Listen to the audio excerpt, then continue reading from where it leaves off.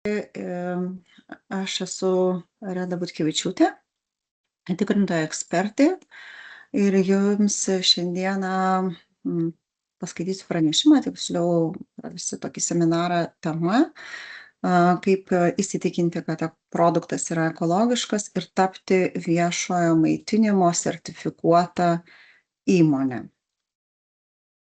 Tai kas liečia seminarą, tai klausimus prašau užduoti po pranešimo arba į pokalbių skiltį.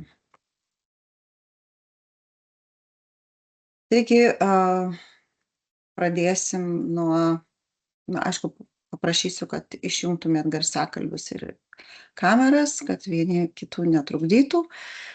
Taigi, koks mūsų planas yra, tai pristatysiu informaciją, kaip įsitikinti, kad produktas yra ekologiškas.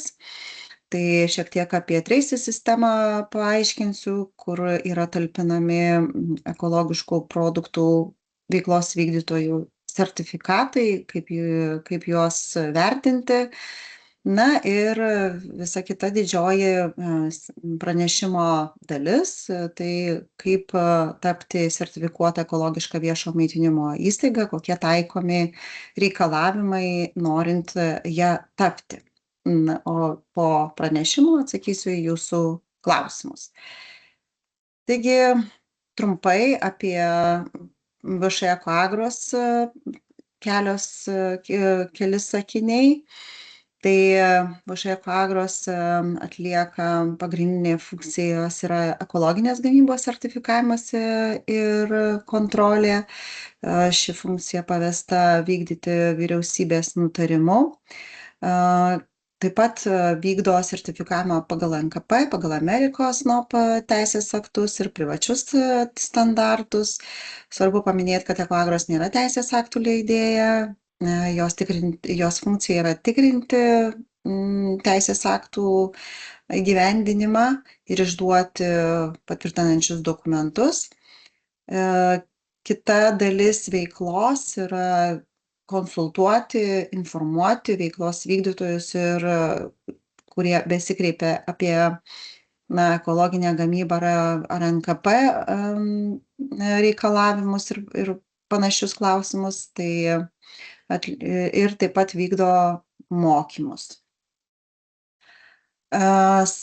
Kitas momentas yra, kad Ekoagros yra viešoji įstaiga, yra nepelno siekianti organizacija ir Ekoagros veiklą taip pat tikrina įvairios institucijos, kaip Europos komisija, Žemės ūkio ministerija ir kitos institucijos. Kas liečia veiklą, jos profesionalumą, tai ir kompetenciją darbuotojų, tai vykdomos yra apklausos kasmet veiklos vykdytojų, tai yra klientų, ir klientai tikrai paslaugos kokybę vertino labai gerai ir darbuotojų profesionalumą taip pat vertino labai gerai. Na ir apie viešo maitinimo įstaigų sertifikavimą, tai visų pirma pradėsiu nuo taisyklių. Tai taisyklės įsigaliojo 21 metų gegužės mėnesį ir yra išleistas Žemės ūkio ministro įsakymas. Ir jame yra nustatyti reikalavimai tiek įmonėms, kurios nori sertifikuotis, tiek kontrolės institucijai. Ir tos įmonės, kurios įgyvendina reikalavimus, jos gali pretenduoti arba kreipiasi dėl sertifikavimo, gali pretenduoti į bronzinį, sidabrinį arba auksinį ženklą.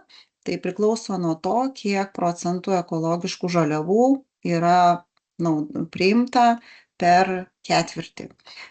Tai jeigu bronzinis ženklas, tokiu atveju įmonė jau priima kas ketvirtį ne mažiau kaip 30% nuo visų priimtų žaliavų. Tai jau jeigu jau turite 30% žaliavų, jau galite sertifikuotis ir turėti šį dokumentą kaip sertifikatą, kuris jūsų įmonę išskirs iš kitų ir turėsite tokią kaip ir papildomą kokybės ženklą. Taigi, kaip apskaičiuoti tą ekologiškumo procentą? Jis yra skaičiuojamas nuo priimamų ekologiškų žaliavų, tai yra ekologiškų žaliavų procentinė dalis, apskaičiuojama arba eurais, arba produkto mase, nuo visų įsigyjamų žaliavų. Taigi, taip yra nustatomas tas ekologiškumo procentas per ketvirtį. Tai gali būti einamasis ar paskutinis ketvirtis. Kitas reikalavimas yra dėl žaliavų. Tai įsitikinti reikia, kad žaliavos tiekėjas turi patvirtinamąjį dokumentą, tai reiškia sertifikatą, kad jis gali tiekti į rinką ekologiškus produktus. Vadinasi, tas žaliavos tiekėjas, jis sertifikatą turi ir tas sertifikatas patalpintas Tracy sistemoje. Kas liečia kitus dokumentus, kuriuos reikia pateikti, norint sertifikuotis ir pateikti paraišką dėl sertifikavimo viešojo maitinimo įmonės. Visa informacija yra nurodyta Ekoagros tinklalapyje, kuris yra www.ekoagros.lt ir tam išskirta atskira skiltis ekologiškas viešasis maitinimas. Jame rasite informaciją, ką reikia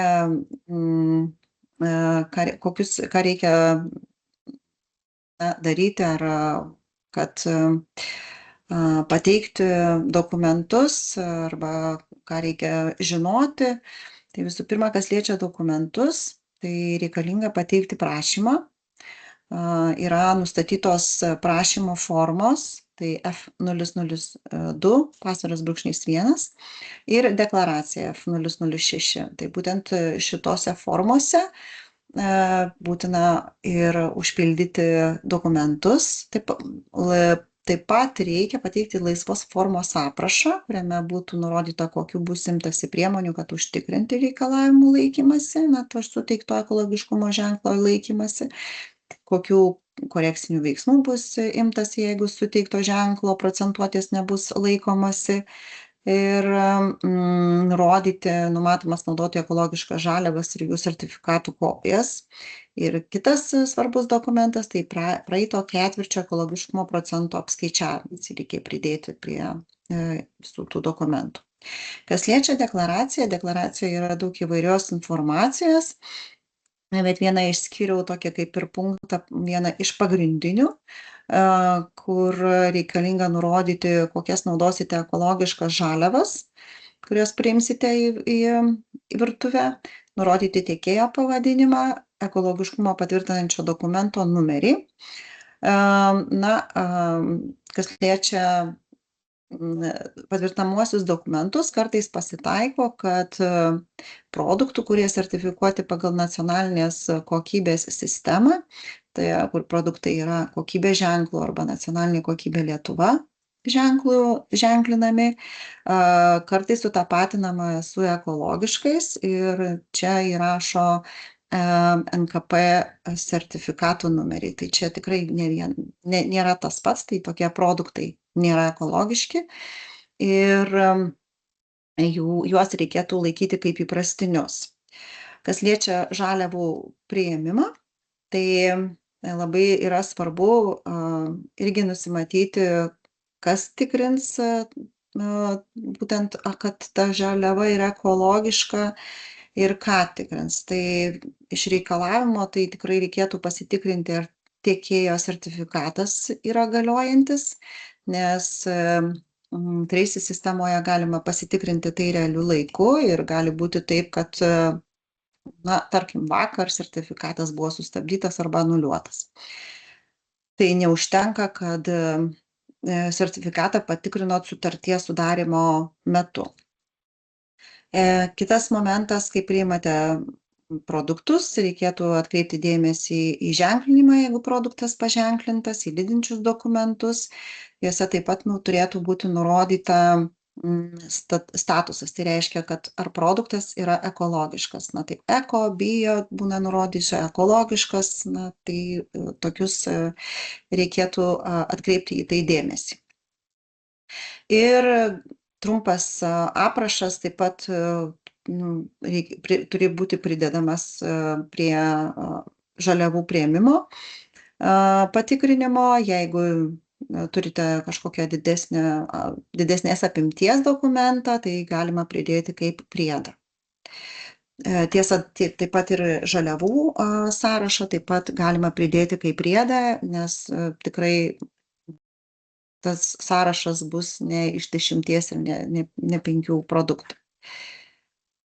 Taigi, kas liečia tiekėjų ekologinės gamybos sertifikatus, juos galite irgi pasitikrinti Ekoagros tinklalapyje.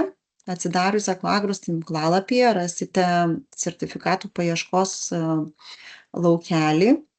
Ant jo paspaudus jūs nuves į kitą langą, kuriame yra patalpinta, pridėta nuoroda į ekologinės gamybos veiklos vykdytojų sertifikatų išdavimo sistemą, tai yra Traces sistema. Ir kai paspausite šią nuorodą, tuomet atsidarys kitas paieškos langas, būtent iš Traces sistemos. Jau tame paieškos lange galite įvesti tiekėjo pavadinimą, galite nepilną, galite kažkokį fragmentą įvesti ir tuomet ieškoti paspaudžiate ir jums turėtų pateikti Traces sistema sąrašą, iš kurio išsirenkate jūsų tiekėją ir paieškos, ten rasite ir sertifikatą. Sertifikate, ką reikėtų atkreipti dėmesį į veiklos vykdytojo, tai yra į tiekėjo pavadinimą, nes tiekėjas yra tas, kuris išrašo jums sąskaitą, vadinasi, kas jums išrašo sąskaitą, tas yra jūsų tiekėjas ir jis turi turėti sertifikatą. Sertifikuotos kokios veiklos, jeigu jisai yra tik tai platintojas, koks didmenininkas, vadinasi, turės platinimo veiklos ir sandėliavimo veiklos įrašus ir sertifikate. Ir svarbu atkreipti dėmesį ir į galiojimą, nes, pavyzdžiui, čia yra nurodyta, šiame lange nurodoma yra sertifikato galiojimo pradžia, tai yra data, nuo kada pradėjo galioti, vadinasi, jau ankstesniam laikotarpiui šitas sertifikatas negali būti naudojamas kaip patvirtinantis, kad žaliava ekologiška. Kitame lape sertifikato jau yra detalesnė informacija pateikta apie produkto ekologiškumo, apie produkto sąrašą, kokius tiekėjas gali tiekti rinkai ekologiškus produktus. Tai, kaip matote, yra sąrašas ir nurodyti, kad produktas yra ekologiškas, bet čia į tą statusą irgi reikėtų atkreipti dėmesį, todėl kad gali būti nurodytas ir pereimo prie ekologinės gamybos laikotarpio statusas, bet tai nėra ekologiškas produktas. Tai kadangi viešo maitinimo įmonėms sertifikuojantis kaip ekologiška viešo maitinimo įmonė, reikalinga priimti ekologiškas žaliavas, yra reikalavimas ne mažiau kaip 30% per ketvirtį, tai reikia atkreipti dėmesį, ar statusas ekologiškas. Gali būti taip, kad tiekėjas yra tik tai, jo veikla yra ne gamintojas, ne paruošimo veikla, tai yra ne perdirbėjas, o tik tai platina ir sandėliuoja, tai tokiu atveju bus nurodytos produkto grupės. Tarkim, geriamas pienas, ar ne, arba, pavyzdžiui, kokie cukrus, ar kepiniai. Tai vadinasi, iš tos produktų grupės, jeigu tokia produkto grupė yra, tai jūs galite ir įsigyti produktą iš to tiekėjo. kažką, praleidau. Gerai. Kas liečia produkto priėmimą, tai kaip ir minėjau, svarbu atkreipti dėmesį ne tik tai į sertifikatą, ar sertifikatas galioja produkto priėmimo metu, bet ir į žaliavos ženklinimą. Jeigu produktas yra sufasuotas ir skirtas galutiniam vartotojui, tokiu atveju yra reikalavimas, kad jis būtų paženklintas ES ekologinės gamybos logotipu. Jis yra privalomas. Kaip matote, šioje nuotraukoje yra ES ekologinės gamybos logotipas. Tai fasuotiems produktams, maisto produktams ženklinant jis privalomas. Jeigu produktas yra nefasuotas, tokiu atveju gali būti tik tai galima atkreipti dėmesį į dokumentus ir reikėtų atkreipti dėmesį, ar nurodytas aiškiai pardavimo dokumente arba lydinčiam dokumente. Lydintis dokumentas gali būti raštaraštis transportavimo ar kažkoks kitas dokumentas patvirtinantis judėjimą. Tai jame turėtų būti nurodytas aiškiai irgi ekologiškumas produkto. Kas liečia vėlgi sertifikavimo dokumentus, tai yra dar vienas reikalavimas, kad veiklos vykdytojas sertifikavimo eigoje turi pateikti tas ketvirčio ataskaitas. Tai tos ataskaitos gali būti jūsų laisva forma, bet tinka ataskaitos ir tos, kurios teikiate nacionaliniai mokėjimo agentūrai.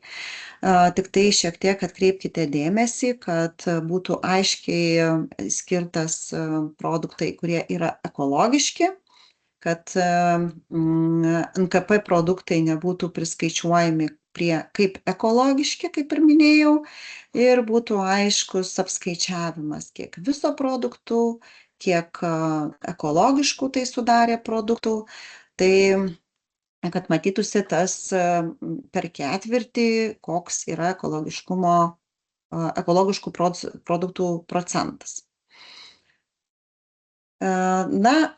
Kas liečia patikras ir tolimesnius sertifikavimo etapus, tai jau pateikus dokumentus sertifikavimo įstaigai yra vertinami dokumentai.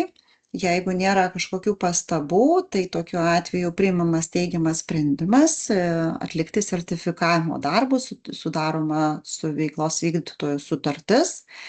Ir vėliau jau galite jau tartis su tikrintoju, kuris bus nurodytas sprendime. Jo kontaktai taip pat sprendime nurodyti dėl fizinės patikros, nes tai, ką nurodėte, kaip jūs įgyvendinsite reikalavimus, bus vertinama patikros metu. Tai turėti būtent sąskaitas, ar ne, jeigu reikės parodyti, kokios yra viena ar kita,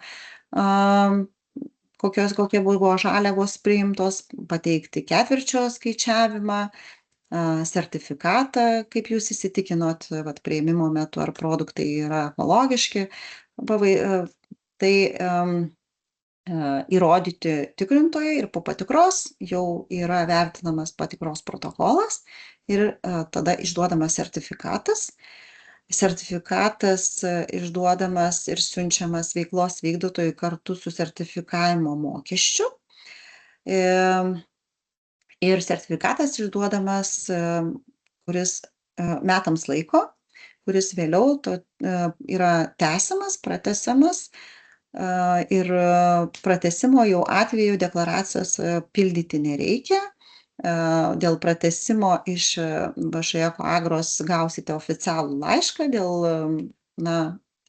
dėl kasmetinės patikros, nes patikros atliekamos kartą per metus fizinės. Tai dėl sertifikato pratęsimo jos atliekamos fizinės patikros. Ir kas liečia patikras, yra fiziškai tikrinamas kiekvienas maitinimo įstaigos padalinys. Kas liečia sertifikavimo mokesčius, tai už deklaraciją yra taikomas vienkartinis mokestis. Vieną kartą užsiregistravote, atėjote, pateikė dokumentus ir reikia mokėti 161,61 eurą su PVM. Kas liečia būtent tą mokestį deklaracijos vertinimo, jį reikia sumokėti pateikiant deklaraciją su visais kitais dokumentais, kuriuos reikalinga pateikti sertifikavimo įstaigai, norint pateikti paraišką. Tai žinome, kad darželiams yra problema dėl išankstinio sumokėjimo, tai jeigu yra poreikis, įstaiga tikrai gali išrašyti išankstinę sąskaitą dėl mokesčio apmokėjimo, tačiau apie tai mes turime žinoti, tiesiog parašykite trumpą elektroninį laišką, kad jums reikalinga išankstinė sąskaita ir tokiu atveju jums ji bus atsiųsta elektroniniu paštu ir išrašyta. Kas liečia būtent sertifikavimo mokesčius, kasmetinius tuos sertifikavimo mokesčius, yra taikomas po fizinės patikros mokestis už viešo maitinimo veiklos sertifikavimo darbus. Tai jeigu yra maža įmonė, taikoma 180 eurų su PVM mokestis, jeigu didelė įmonė 234. Didelė įmonė yra tada, kai vidutinis darbuotojų skaičius metinis yra daugiau kaip 10 darbuotojų, o jeigu yra mažiau negu 10 darbuotojų, tai tada taikomas mažesnis įkainis ir sertifikavimo mokestis taikomas kiekvienam adresui. Svarbu paminėti tai, kad patirtos sertifikavimo išlaidos yra kompensuojamos 100%. Ta administruoja nacionalinė mokėjimo agentūra ir rekomenduojame kreiptis į nacionalinę mokėjimo agentūrą dėl išlaidų kompensavimo tvarkos. Kas liečia netitikimus, tai kaip ir minėjau prieš tai, jūs turite nusimatyti, kad kokių imsitės veiksmų, kad bus įgyvendinti reikalavimai, bet vienas iš tokių, jeigu jau matote, kad jūsų ekologiškumo procentas nesiekia 30%, tai apie tai informuokite ir tokiu atveju sertifikatas bus stabdomas. Na, o jeigu, tarkim, gavus tą ketvirčio ataskaitą, nustatomas, kad būtent procentas netitinka to procento, kuris nurodytas sertifikate, jeigu jis yra mažesnis negu kad sertifikate, tai tokiu atveju ekologiškumo ženklas gali būti mažinamas ir pakeičiamas sertifikatas. Na, taigi iš tų reikalavimų tikrai yra jų nedaug, jie labai paprastai yra ir lengvai įgyvendinami. Jeigu kažkokių tai klausimų turite, tai tikrai galite kreiptis tiek elektroniniu paštu info@ecoagros.lt, tiek telefonu į 3 sertifikavimo skyriaus tikrintojas ekspertus ar skyriaus vadovą ir jums atsakys į klausimus dėl viešo maitinimo tų reikalavimų įgyvendinimo ar kažkokių dokumentų pateikimo, jeigu turėsite kažkokių klausimų. Bet žinoma, apie tai, kas liečia viešą maitinimą, tai tą žinutę tikrai būtent sertifikatas ir neša ir skleidžia informaciją vartotojams, visuomeniai, kad, pavyzdžiui, maitinimo įmonės, kurios yra sertifikuotos, jos tikrai džiaugiasi, nes pastebi netgi ir vaikai pradeda valgyti įvairesnį maistą, jis yra, tiesiog vaikai tampa sveikesni, tai ir apie tai tikrai sertifikatas skleidžia žinią Ir per tą sklaidą skatinamas yra visuomenės, toks kaip ir paskatinama visuomenė vartoti ekologiškus produktus ir prisidėti prie ekologiškumo didinimo. Tai apibendrinant, kaip ir sakiau, tikrai reikalavimų yra nedaug, jie yra labai lengvai įgyvendinami ir jeigu turite jau šiandieną 30% ir daugiau ekologiškų žaliavų per ketvirtį naudojate savo virtuvėje, tai tikrai kviečiame sertifikuotis. Ir tie pagrindiniai reikalavimai tai yra tai, kad įsitikinti reikia, kad produkto tiekėjas yra sertifikuotas, kad sertifikatą galite lengvai pasitikrinti realiu laiku Tracy sistemoje. Nereikia, kad tiekėjas atsiųstų jums sertifikatą, galite jo tiesiog jeigu jisai jo neturi ar neatsiuntė, įrasti Tracy sistemoje. O ekologiškumo procentas praeito ketvirčio turi būti apskaičiuojamas arba eurais, arba mase. Na, kas liečia informaciją arba ta medžiaga, ji patalpinta yra mūsų tinklalapyje ir galite įrašą persižiūrėti. Taigi, arba jeigu turėsit papildomų klausimų, tai kaip ir sakiau, galite klausti tiesiog arba elektroniniu paštu, arba užpildę formą svetainėje klauskite. Tai tiek iš manęs ir jeigu turite klausimų, klauskite.